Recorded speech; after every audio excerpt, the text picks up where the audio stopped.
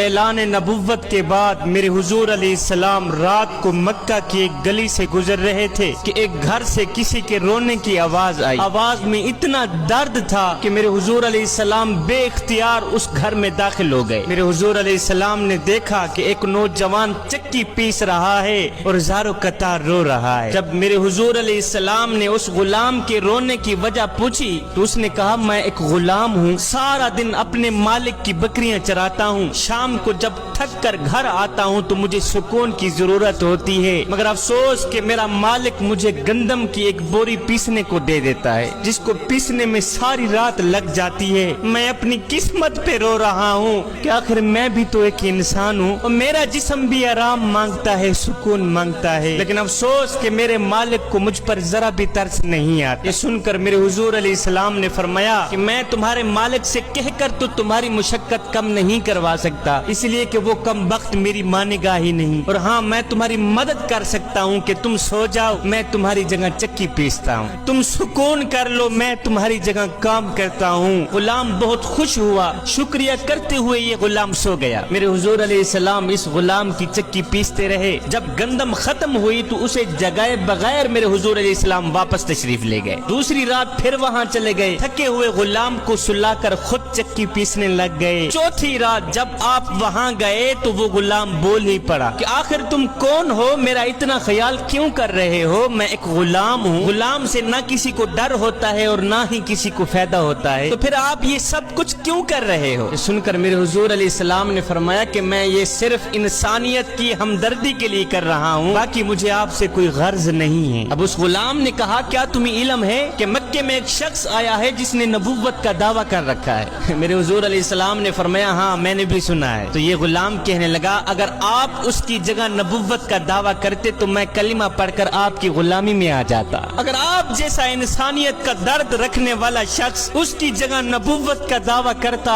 تو میں کلمہ پڑھ کر آپ کی غلامی میں آ جاتا۔